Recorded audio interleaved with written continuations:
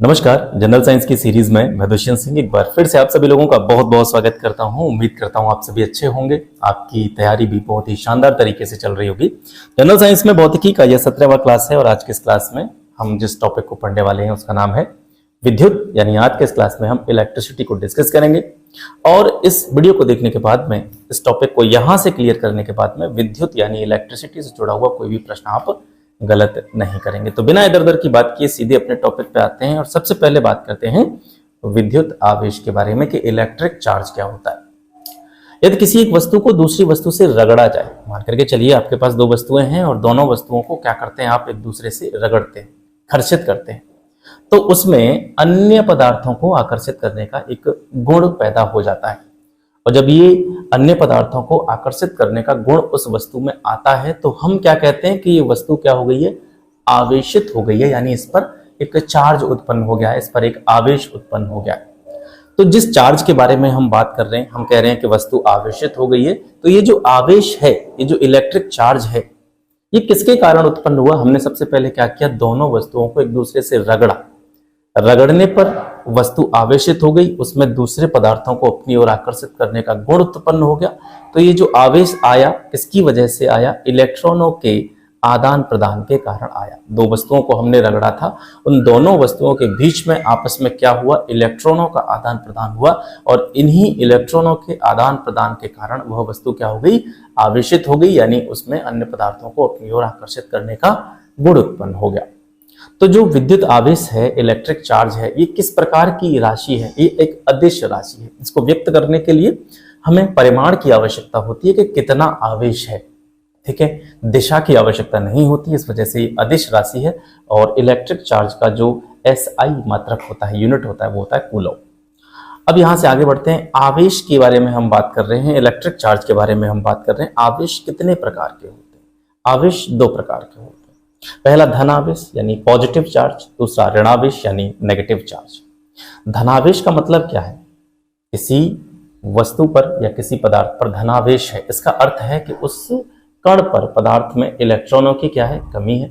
और ऋणावेश यह प्रदर्शित करता है कि उस पदार्थ पर इलेक्ट्रॉनों की अधिकता है। इलेक्ट्रॉन ज्यादा है, इलेक्ट्रॉनों की अधिकता है तो ऋणावेश है, इलेक्ट्रॉनों की कमी है तो धनावेश है। इस तरीके से आप इसको याद रखेंगे। अब कुछ महत्वपूर्ण चीजें देखिए, कॉन्सेप्ट तो हम क्लियर कर ही रहे हैं, सारी चीज़ों को पढ़ ही रहे हैं, लेकिन जहाँ पर मैं आपसे बताऊं या विशेष रूप से मैं स्पेसिफिक तरीके से आपसे कहूँ कि ये पॉइंट आपको याद रखना है, तो समझ लीजिए ये एग्जाम के पॉइंट ऑफ व्यू से महत्वपूर्ण चीज़ है, ठीक है। तो यहाँ पर जो याद रखने की चीज़ें हैं वो ये हैं कि आवेश जो होता है हमेशा आवेशित वस्तु के सरफेस पर रहता है। ये बहुत इंपॉर्टेंट स्टेटमेंट है, याद रखेंगे। यानी जो चार्ज है या जो आवेश है और कोई आवेशित वस्तु है जिस पर कि वह चार्ज लगा हुआ है, या उस कोई भी वस्तु कैसी है, आवेशित है, उस पर आवेश उत्पन्न हो चुका है, तो जो आवेश रहेगा वो उस वस्तु के सरफेस पर रहेगा, उसके अंदर नहीं रहेगा। ये विशेष रूप से याद रखना है। जैसे हम बात करते हैं प्रोटॉन पर कौन सा आवेश होता है, धनात्मक आवेश होता है, +E से इसको प्रदर्शित करेंगे। इलेक्ट्रॉन पर कौन सा आवेश होता है, ऋण आवेश होता है, इसको -E से प्रदर्शित करेंगे, जहां पर E का मतलब क्या है, ±1.6 × 10⁻⁻⁻19 कूलम, ठीक है। E का मतलब है जो आवेश है वो है 1.6 × 10⁻⁻19 कूलम। तो याद रखेंगे प्रोटॉन पर जो आवेश है वो माइनस है, यानी प्लस है, यानी पॉजिटिव 1.6 × 10⁻⁻19 कूलम, और इलेक्ट्रॉन पर जो आवेश है, चार्ज है, वो ऋणात्मक आवेश है जिसकी क्वांटिटी इतनी ही है, 1.6 × 10⁻⁻19। तो ये ऋणावेश है। इधर प्रोटॉन पर कैसा है, धनावेश है। अब तीसरी कंडीशन आती है कि अगर कोई कण ऐसा है जिस पर जो नेट इलेक्ट्रिक चार्ज है, ठीक है, कुल विद्युत आवेश है, वो कैसा है, शून्य है, 0 है, तो उस कण को क्या कहेंगे भाई। जिस पर धनावेश है उसको धनावेशित कण बोल देते हैं, जिस पर नेगेटिव चार्ज है उसको ऋणावेशित कण बोल देते हैं। लेकिन कोई ऐसा कण है जिस पर नेट इलेक्ट्रिक चार्ज कैसा है, 0 है, यानी कोई भी आवेश उस पर नहीं है, न तो कोई धनावेश है न कोई ऋणावेश है, तो उसको क्या बोलेंगे हम, उसको बोलेंगे हम न्यूट्रल, उसको बोलेंगे हम उदासीन हिंदी में, ठीक है। अब यहां से बात करते हैं, हम इलेक्ट्रिक चार्ज पर ही अभी चल रहे हैं। इलेक्ट्रिक चार्ज की प्रॉपर्टीज क्या होती है, इलेक्ट्रिक चार्ज के गुण क्या होते हैं, उसके ऊपर बात करते हैं। तो यहां से देखिएगा, याद रखने की चीज है कि दो आवेश अगर कैसे हैं, समान है, दो आवेश कैसे हैं, समान है। समान आवेशों को हम क्या कह सकते हैं, सजातीय आवेश कह सकते हैं। समान आवेशों को हम और क्या कह सकते हैं, सजातीय आवेश कहते हैं। तो दो समान आवेशों में कौन सा गुण पाया जाता है, प्रतिकर्षण का गुण पाया जाता है, यानी वे एक दूसरे से दूर जाते हैं, हमेशा एक दूसरे को आकर्षित नहीं करते हैं।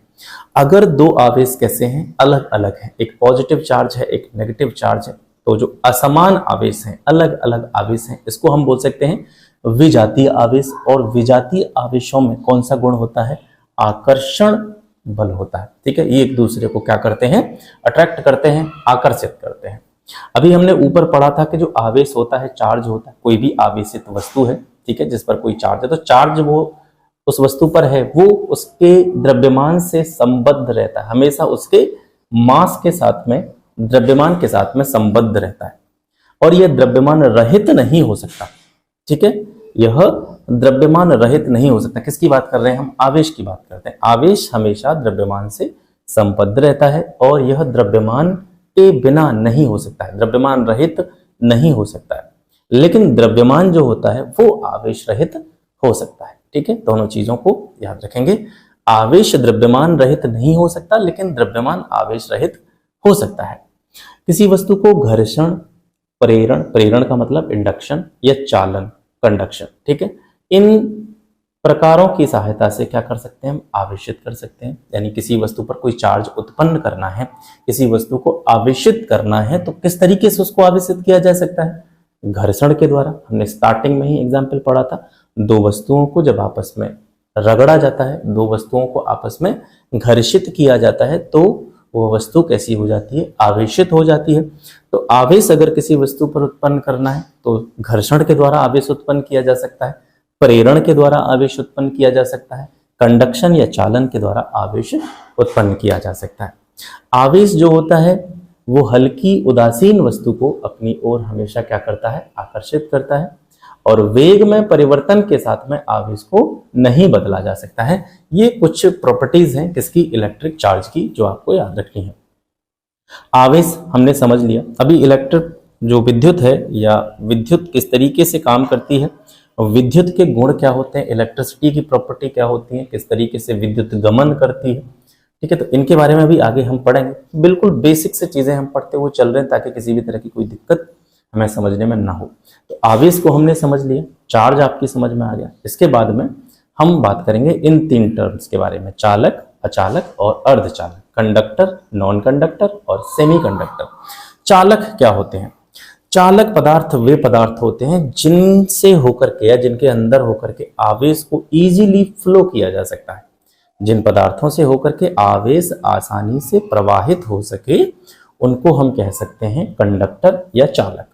जैसे चांदी जो होता है वो सबसे अच्छा इलेक्ट्रिक कंडक्टर होता है, सबसे ज्यादा अच्छा विद्युत चालक जो है वो क्या है, चांदी है। चांदी के अंदर से आवेशों का प्रवाह जो होता है वो बिल्कुल सरलता से होता है।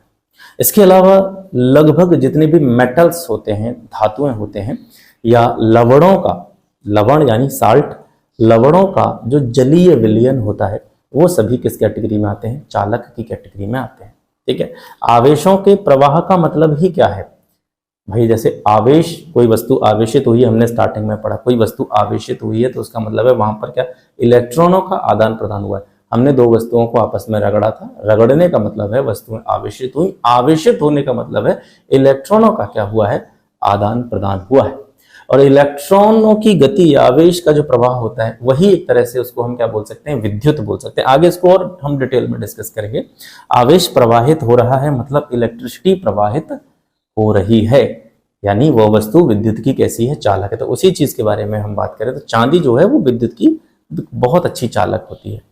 अब नॉन कंडक्टर्स की बात करते हैं, जिन पदार्थों से होकर के आवेश का प्रवाह न हो, यानी ऐसे पदार्थ जिनसे होकर के आवेश नहीं गुजर सके, आवेशों का प्रवाह संभव न हो, उनको हम बोलेंगे नॉन कंडक्टर मैटर। ठीक है, तो यहां से देखेंगे हम, लकड़ी जो होती है, आपको पता है लकड़ी विद्युत की कुछ चालक होती है, इसमें से इलेक्ट्रिसिटी पास नहीं हो सकती है। रबड़ हो गया, कागज हो गया, अभ्रक हो गया, शुद्ध अशुद्ध जल, ये भी जो है एक नॉन कंडक्टर की कैटेगरी में आता है। तो जिन पदार्थों से होकर के आवेश का या चार्ज का प्रवाह न हो सके, संभव न हो सके, वे सभी पदार्थ नॉन कंडक्टर कहलाते हैं। अब अर्धचालक के बारे में बात करते हैं। तो अर्धचालक नाम से ही आपको पता चल रहा होगा, यानी ये पूरी तरीके से चालक भी नहीं होते और पूरी तरीके से अचालक भी नहीं हो सकते, यानी ये कहीं ना कहीं कंडक्टर और नॉन कंडक्टर के बीच में कहीं पर खुद को प्रदर्शित करते हैं। तो अर्धचालक, इसको अंग्रेजी में सेमीकंडक्टर कहते हैं। और इनको हम किस तरीके से डिफाइन करेंगे कि ऐसे पदार्थ जिनकी विद्युत चालकता, ठीक है, विद्युत चालकता चालक और अचालक पदार्थों के बीच होती है। अभी मैं आपसे कह रहा था कंडक्टर वे हैं जिनसे आवेशों का प्रवाह आसानी से हो जाता है, नॉन कंडक्टर या अचालक वे हैं जिनसे आवेशों का प्रवाह आसानी से नहीं होता या बिल्कुल नहीं होता है। तो चालक और अचालक, इनके बीच में कहीं पर जो है खुद को प्रदर्शित करते हैं, वो होते हैं अर्धचालक यानी सेमीकंडक्टर, जैसे सिलिकॉन, जर्मेनियम, सेलेनियम। ये इंपॉर्टेंट एग्जाम्पल है, कई बार पूछा गया कि निम्न में से कौन सा एक अर्धचालक पदार्थ है। तो सिलिकॉन वाला जो एग्जाम्पल है वो काफी बार एग्जाम्स में पूछा गया है। इसके बाद में चौथा टर्म और है सुपर कंडक्टर, अतिचालक। ठीक है, नाम से ही आप समझ पा रहे होंगे, सुपर कंडक्टर, अतिचालक। ठीक है, क्योंकि इसमें जो है विद्युत की चालकता बहुत ज्यादा होती है, आवेशों का प्रवाह बहुत तीव्र गति से होता है। तो ये जो अतिचालक पदार्थ होते हैं, सुपर कंडक्टर होते हैं, ये कुछ विशेष तत्वों से मिलकर बने होते हैं। ठीक है, कुछ विशेष तत्वों से मिलकर बने हुए कुछ ऐसे पदार्थ जो विद्युत धारा के प्रति शून्य प्रतिरोध या अनंत चालकता प्रदर्शित करते हैं, उन्हीं को हम क्या बोलते हैं, सुपर कंडक्टर कहते हैं। शून्य प्रतिरोध का मतलब क्या है, अभी आगे हम रेजिस्टेंस के बारे में पढ़ेंगे, प्रतिरोध के बारे में पढ़ेंगे। प्रतिरोध का मतलब है एक तरीके से, यहाँ भी मैं आपको प्रतिरोध की गहराई में नहीं ले जा रहा हूं, मैं आपको सिर्फ इतना बता रहा हूं, जैसे कोई भी आवेश का प्रवाह हो रहा है या किसी भी तार से होकर के विद्युत धारा प्रवाहित हो रही है, तो उसमें अगर प्रतिरोध लगा दिया जाएगा तो विद्युत धारा या तो कम हो जाएगी या बंद हो जाएगी। तो शून्य प्रतिरोध का मतलब है कि विद्युत धारा के मार्ग में किसी भी प्रकार का कोई अवरोध उत्पन्न नहीं होगा, वो आसानी से प्रवाहित होती रहेगी। तो अतिचालक पदार्थ जो होते हैं, जैसा कि नाम से पता चल रहा है, अतिचालक मतलब इनकी चालकता बहुत ज्यादा होती है। चालकता बहुत ज्यादा है तो मतलब विद्युत का प्रवाह भी बहुत तेज होगा।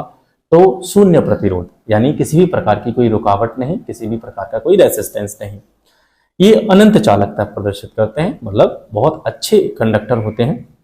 इन्हीं को हम क्या बोलते हैं, अतिचालक बोलते हैं। आवेशों का संरक्षण, कंजर्वेशन ऑफ इलेक्ट्रिक चार्ज।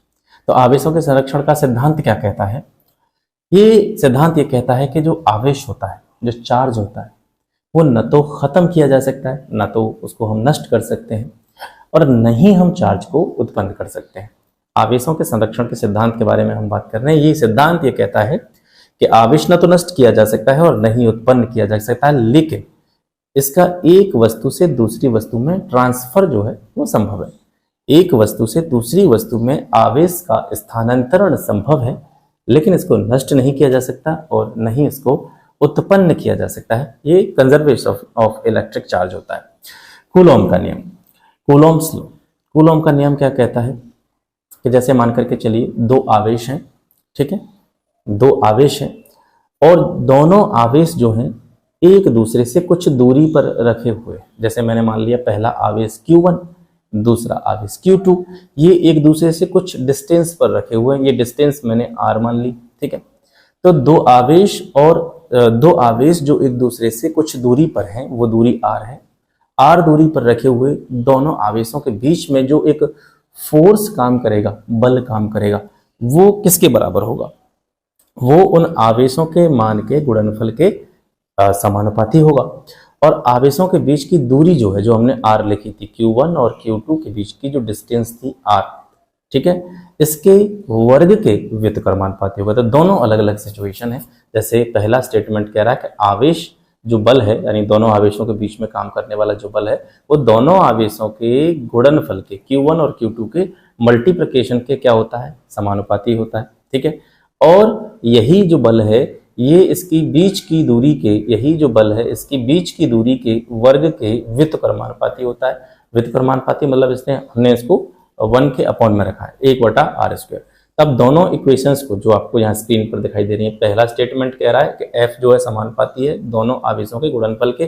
दूसरा स्टेटमेंट कह रहा है कि जो f है वो दोनों आवेशों के बीच की दूरी के वर्ग के व्युत्क्रमानुपाती है। दोनों को मिक्स करेंगे तो Q1 Q2 upon are square हो जाएगा। यहाँ से इस समानुपाती वाले चिन्ह को हटाएंगे तो बराबर लगाएंगे, और बराबर लगाने के बाद में हम एक यहाँ पर नियतांक लिखते हैं, जो मैंने यहाँ पे के लिखा है।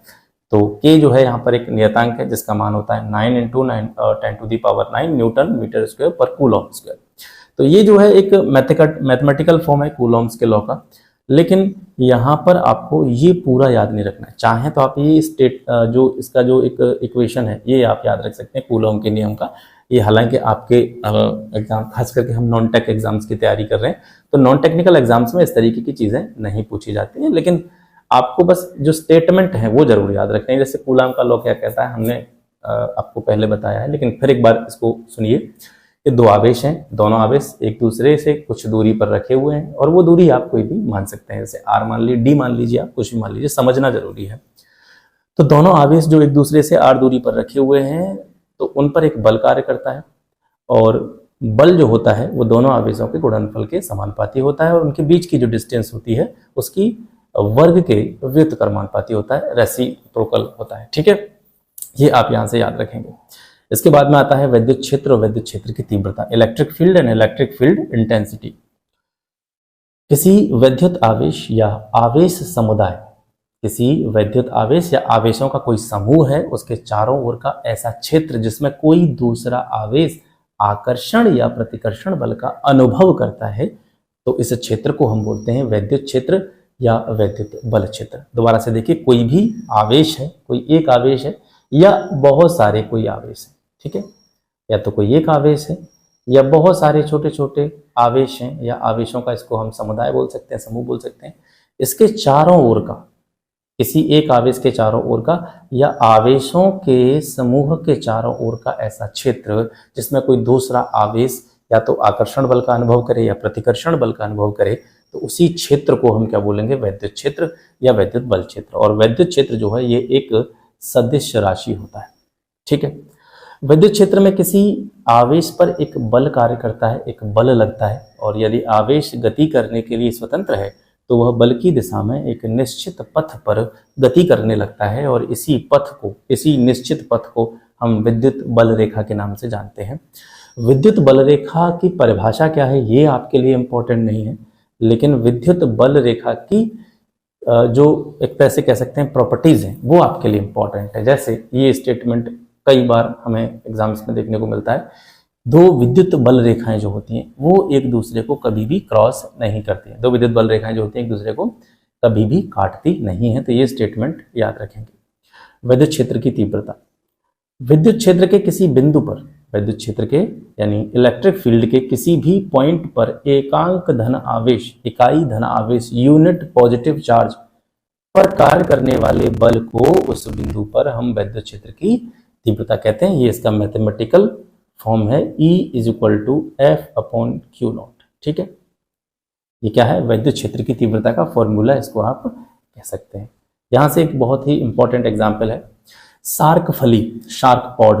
ठीक है, ये क्या होता है, ये एक प्रकार का सेफ्टी यंत्र होता है, सुरक्षा यंत्र होता है, और ये सुरक्षा यंत्र विशेष रूप से किस में काम करता है, जो समुद्री शार्क होती है, शार्क मछली जो होती है उससे सुरक्षा के लिए ये शार्क पॉड यूज किया जाता है। इसमें धातु के दो इलेक्ट्रोड होते हैं। इसमें क्या होते हैं, शार्क पॉड में धातु के दो इलेक्ट्रोड होते हैं। पहला इलेक्ट्रोड पंखे से और दूसरा इलेक्ट्रोड गोताखोर के हवाई टैंक से जुड़ा होता है। यानी जो गोताखोर होते हैं समुद्र में अलग अलग चीज़ों को खोजने के लिए या अलग अलग चीज़ों की जानकारी के लिए गोता लगाते हैं, समुद्र के अंदर जाते हैं, वाटर के नीचे जाते हैं। तो क्योंकि समुद्र है तो वहाँ पर बहुत सारे अलग अलग प्रकार के जीव पाए जाते हैं, जिनमें से एक जीव समुद्री शार्क भी होता है, जो अपने आप में बहुत खतरनाक मछली होती है। तो उससे बचने के लिए ये जो गोताखोर होते हैं शार्क पॉड का यूज करते हैं। तो उसी शार्क पॉड के बारे में हम बात कर रहे हैं। इस शार्क पॉड जो होता है इसमें दो इलेक्ट्रोड होते हैं। इसका जो पहला इलेक्ट्रोड होता है वो पंखे से, और दूसरा इलेक्ट्रोड होता है जो गोताखोर के हवाई टैंक से जुड़ा होता है। ये इलेक्ट्रोड गोताखोर के निकट क्या उत्पन्न कर देते हैं, एक बहुत ही हैवी इलेक्ट्रिक फील्ड उत्पन्न कर देते हैं, एक बहुत ही प्रबल विद्युत क्षेत्र उत्पन्न कर देते हैं, और कहीं ना कहीं यह विद्युत क्षेत्र ही इन्हें मछलियों से बचाने में या शार्क से बचाने में सहायता प्रदान करता है। तो शार्क पॉड के बारे में यहाँ से याद रखेंगे।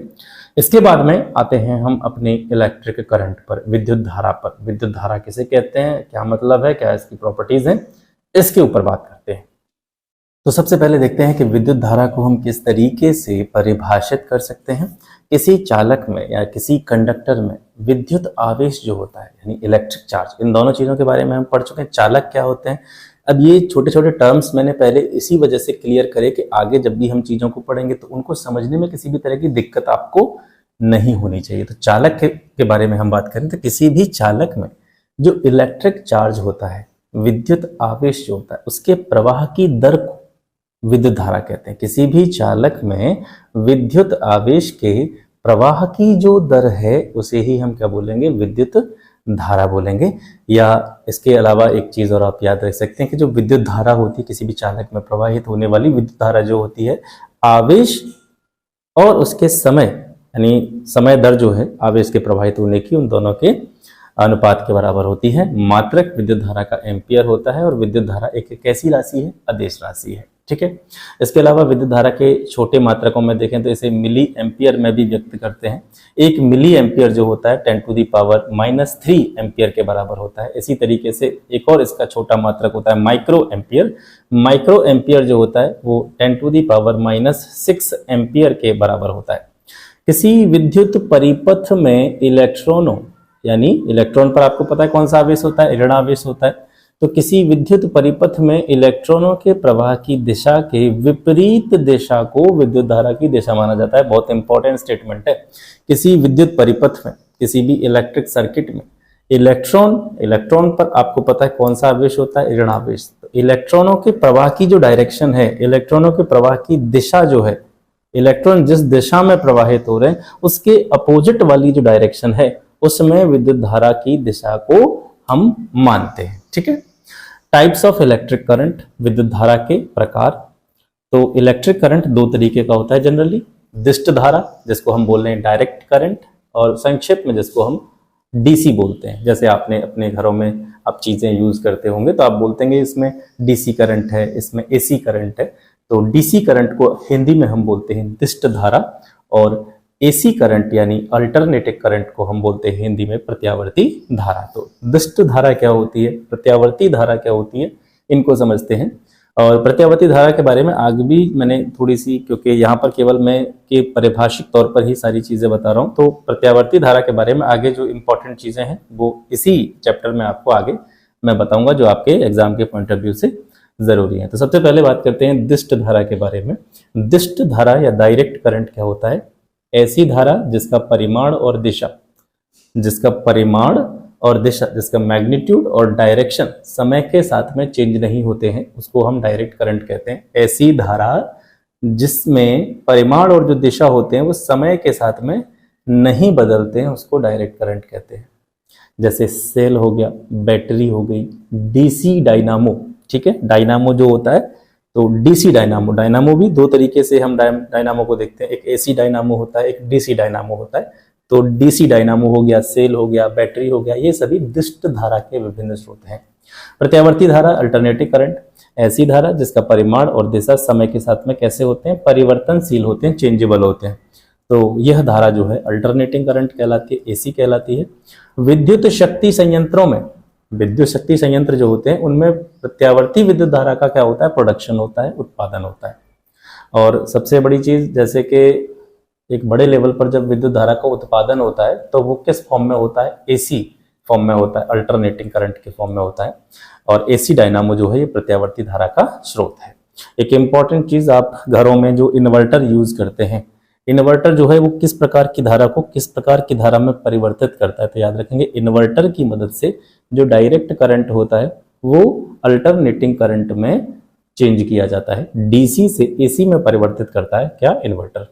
एसी का महत्वपूर्ण लाभ ये है, एसी मतलब वो वाली घरों में लगने वाली एसी नहीं, एसी का मतलब जहां जहां मैं एसी यूज कर रहा हूं तो उसका मतलब है अल्टरनेटिंग करंट यानी प्रत्यावर्ती धारा। तो एसी का एक महत्वपूर्ण लाभ यह भी है कि विद्युत शक्ति को दूरतम स्थानों पर बिना अधिक ऊर्जा क्षय के इसकी मदद से भेजा जा सकता है। यदि हम विद्युत धारा को ट्रांसफर कर रहे हैं और कभी कहीं दूर तक हमको क्या है, करंट ले जाना है या विद्युत धारा ले जानी है या विद्युत शक्ति को ले जाना है, तो एसी की मदद से जो है इसको बिना ज़्यादा ऊर्जा की खपत के या बिना ज़्यादा ऊर्जा के नुकसान के या क्षय के हम दूरतम स्थानों में भेज सकते हैं। ये एसी का एक महत्वपूर्ण गुण है। सॉरी। इसके बाद में आते हैं वैद्युत विभव और विभवांतर को समझते हैं। वैद्युत विभव को हम बोलते हैं अंग्रेजी में इलेक्ट्रिक पोटेंशियल, और विभवांतर को बोलते हैं पोटेंशियल डिफरेंस। और यहाँ पर जो भी मेन टर्म्स हैं उनके नाम मैंने हिंदी के साथ साथ अंग्रेजी में भी लिखे हैं, क्योंकि आप में से काफ़ी सारे मित्रों के कमेंट मेरे पास ये आते हैं कि आप हिंदी वाली फॉर्म में ये सारी चीज़ें प्रोवाइड करा रहे हैं, अंग्रेजी में भी करा दीजिए।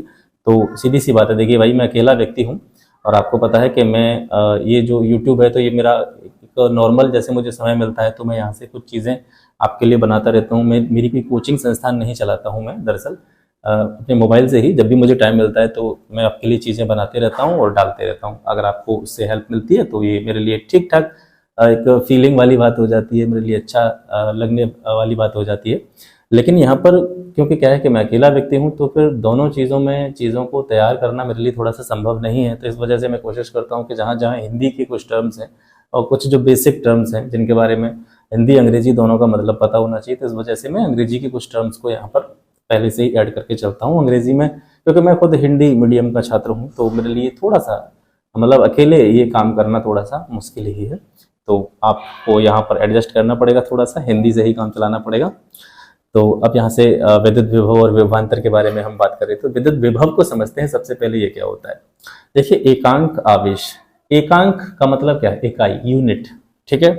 तो ऐसे ही मैं बताने की कोशिश कर रहा हूँ कि जो जो ऐसे टर्म्स होते हैं तो उनको मैं यथा स्थान जहां पर भी आवश्यक होता है अंग्रेजी में भी बता देता हूँ। तो एकांक आवेश का मतलब होता है यूनिट चार्ज, ठीक है, इकाई आवेश। तो इकाई आवेश को इन्फिनाइट से, अनंत से विद्युत क्षेत्र के किसी बिंदु तक लाने में जो कार्य किया जाता है, इकाई आवेश को अनंत से विद्युत क्षेत्र के किसी एक बिंदु तक लाने में जो कार्य किया जाता है उसी को हम इलेक्ट्रिक पोटेंशियल कहते हैं, विद्युत विभव कहते हैं। विद्युत विभव एक अदिश राशि है, इसका एसआई मात्रक जो होता है वो जूल प्रति कूलम या वोल्ट होता है, ठीक है। 1 जूल प्रति कूलम का मतलब होता है 1 वोल्ट, याद रखेंगे। आगे देखते हैं विभवांतर।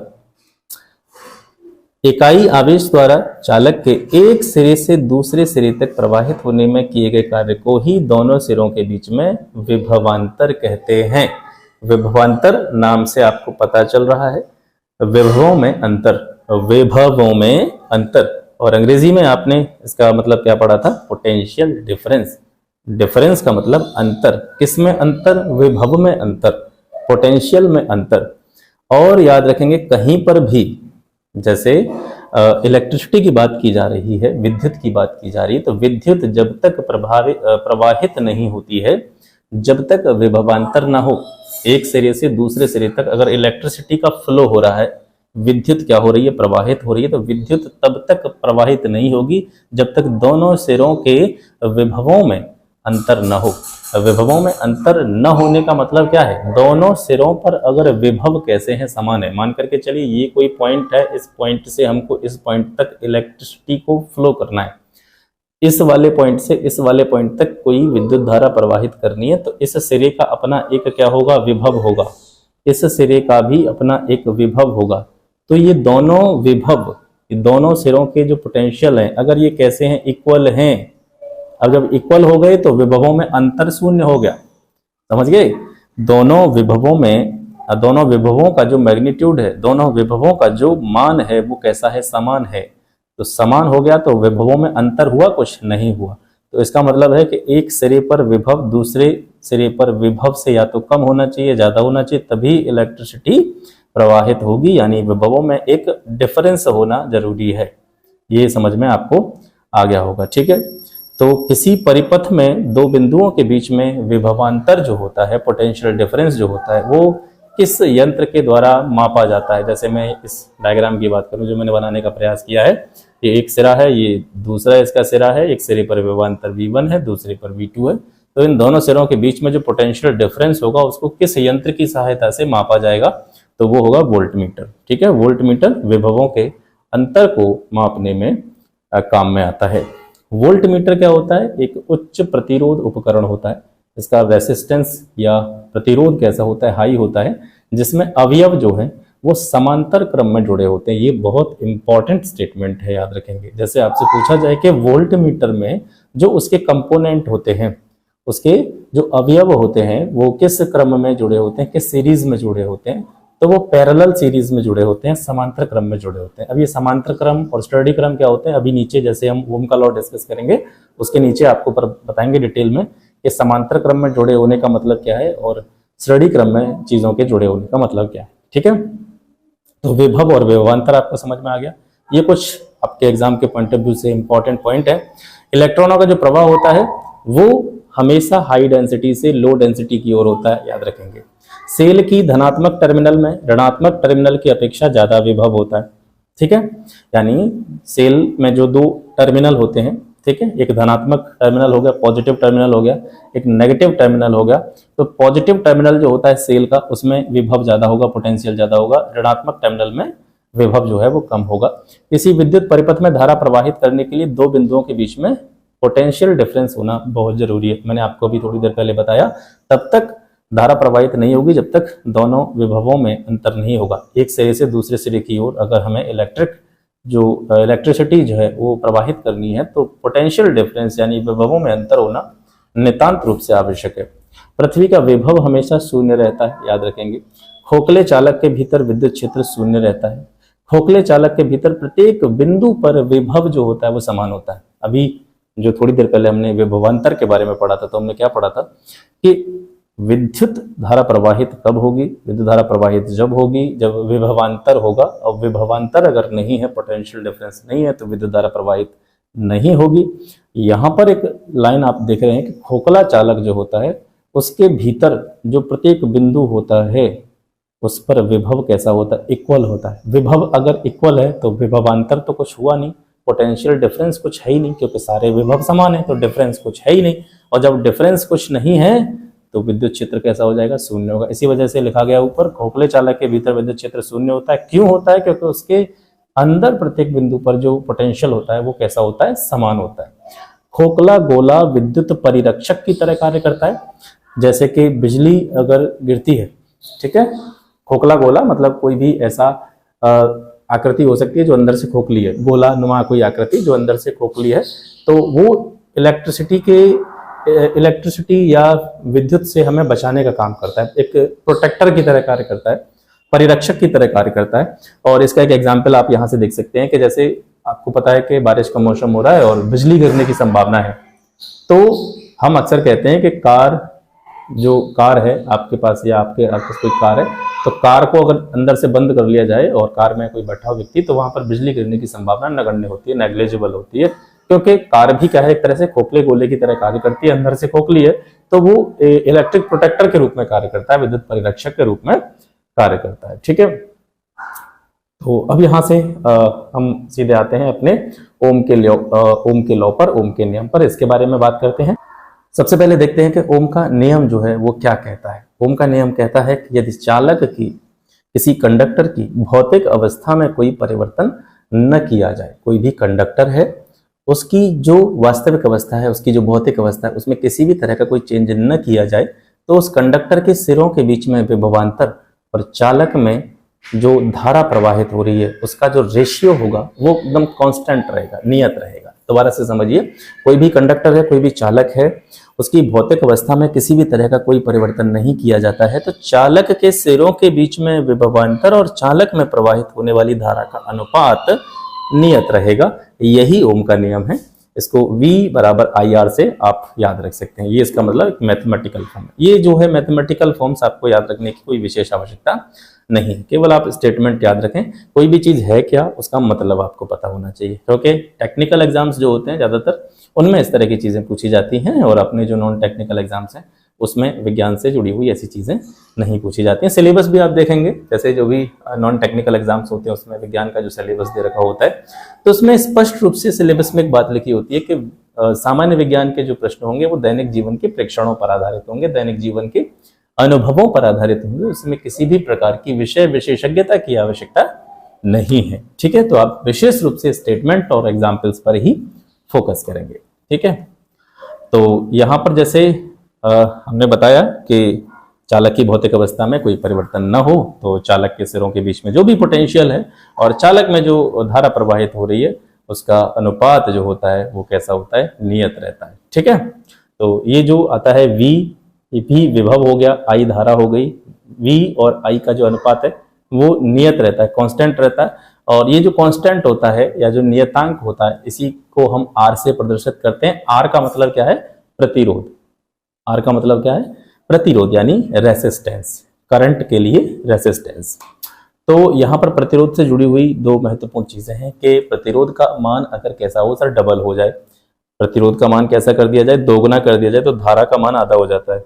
ठीक है, प्रतिरोध का मान दोगुना कर दिया जाए तो धारा का मान आधा हो जाता है, क्योंकि प्रतिरोध का जो शाब्दिक अर्थ है वो यही है कि जो भी धारा फ्लो हो रही है, कोई भी करंट फ्लो हो रहा है, तो उसको एक तरह से रोकने का काम करने वाला जो टर्म होता है वो प्रतिरोध होता है। तो प्रतिरोध अगर बढ़ाएंगे, ठीक है, प्रतिरोध को अगर हम बढ़ाएंगे तो जाहिर सी बात है धारा कम हो जाएगी। तो ये आपको याद रखना है कि प्रतिरोध अगर दोगुना कर दिया जाए, डबल कर दिया जाए, तो धारा का मान कैसा हो जाता है? आधा हो जाता है। धारा नियंत्रक एक टर्म है, ठीक है, धारा नियंत्रक ये क्या होता है?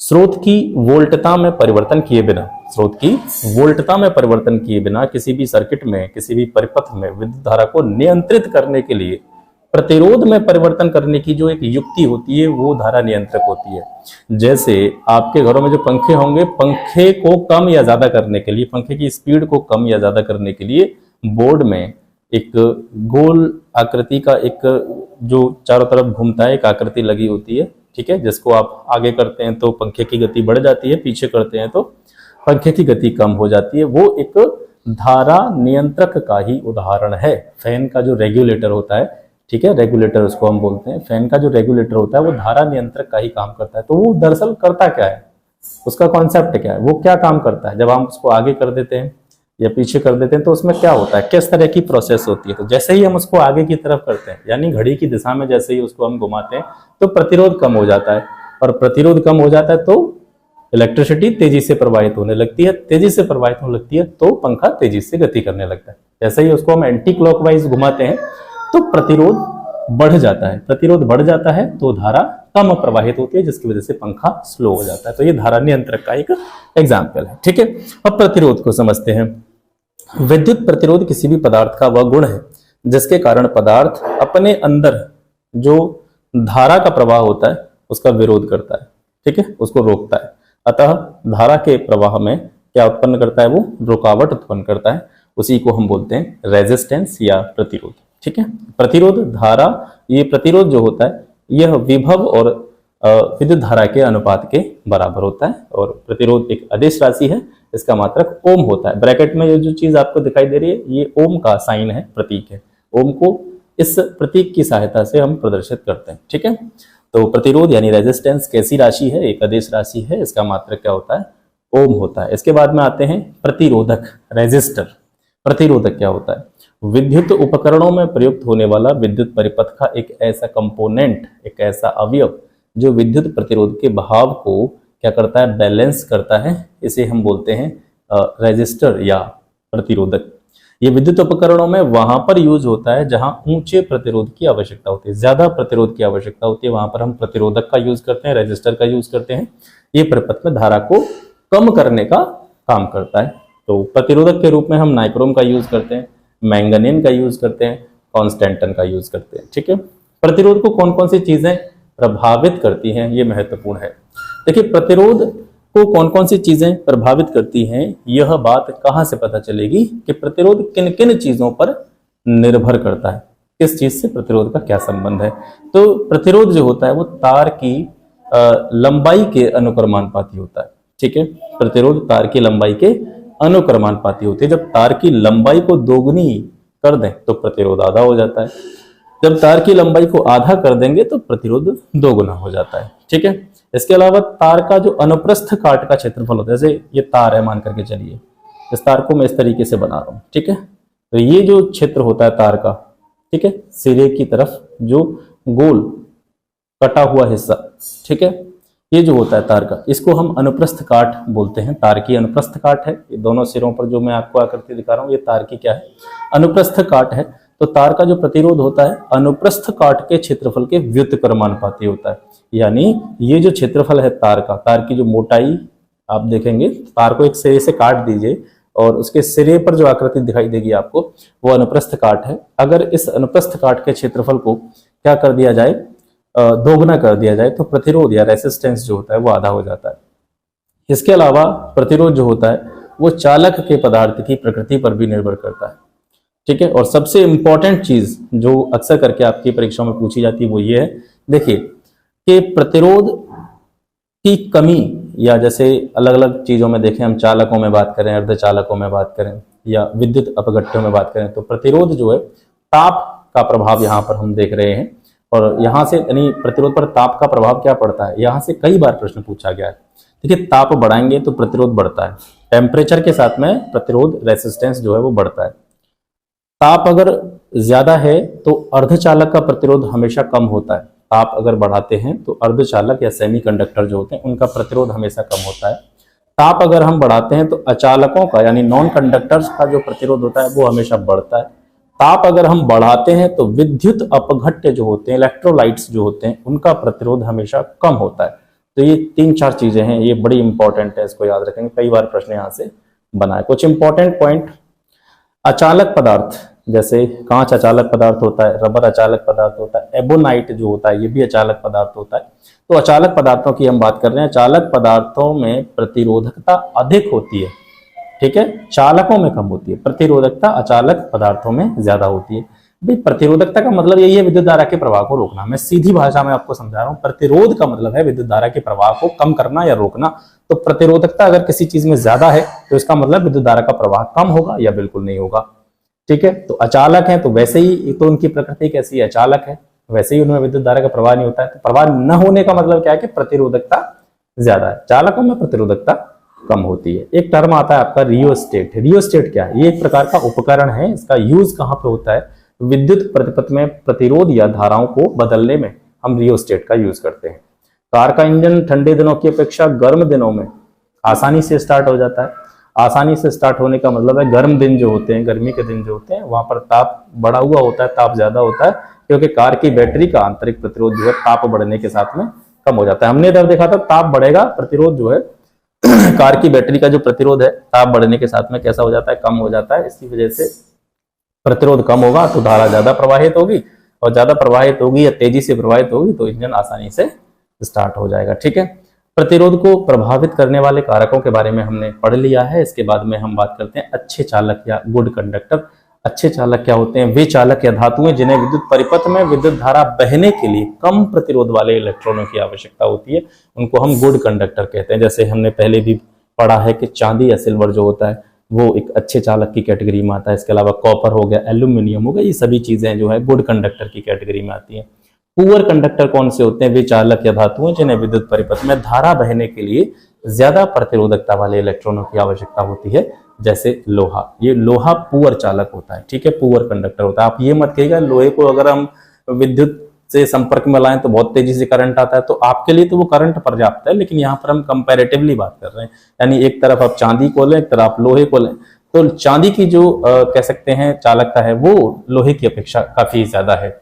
अचालक या इंसुलेटर्स वो होते हैं अत्यधिक प्रतिरोधकता वाले इलेक्ट्रॉनों की आवश्यकता होती है, यानी वे चालक या धातुएं जिन्हें विद्युत परिपथ में धारा के बहने के लिए अत्यधिक प्रतिरोधकता वाले इलेक्ट्रॉनों की आवश्यकता होती है, उनको हम इंसुलेटर कहते हैं। जैसे रबर, सूखी लकड़ी, प्लास्टिक, ये सभी जो है इंसुलेटर्स कहलाते हैं। चालकत्व एक टर्म है, चालकत्व यानी कंडक्टेंस, ये प्रतिरोध का व्युत्क्रम होता है। चालकत्व को आप बस इतना याद रखें कि चालकत्व क्या है, ये प्रतिरोध का उल्टा होता है, प्रतिरोध का व्युत्क्रम होता है। चालकत्व बराबर हम लिख सकते हैं 1/r। r क्या है, जहां पे प्रतिरोध है, ठीक है। चालकत्व का ऐसा ही मात्रक मोह होता है, मोह, ठीक है, मोह जो है ये चालकत्व का ऐसा ही मात्रक है। और प्रतिरोध जब कम किया जाता है, इंपॉर्टेंट लाइन यही है कि प्रतिरोध जब कम किया जाता है तो चालकत्व हमेशा बढ़ता है, प्रतिरोध के कम होने से चालकत्व बढ़ता है, ठीक है। इसके बाद में बात करते हैं कंडक्टिविटी की, चालकता के बारे में। चालकता जो होती है प्रतिरोधकता का व्युत्क्रम होता है, चालकता जो होती है ये प्रतिरोधकता का व्युत्क्रम होती है। इसका एसआई मात्रक है सीमेंस प्रति मीटर, सीमेंस प्रति मीटर चालकता का एसआई मात्रक होता है। और प्रतिरोधकता जितनी कम होगी चालकता हमेशा उतनी ही ज्यादा होगी। ठीक है, धातुओं और जो अयस्क होते हैं, धातु यानी मेटल्स और जो अयस्क होते हैं और जो होते हैं, उनकी चालकता ठंडे होने पर बढ़ जाती है। धातुएं जितनी ठंडी होंगी उतनी चालकता उनकी बढ़ जाएगी। ठीक है।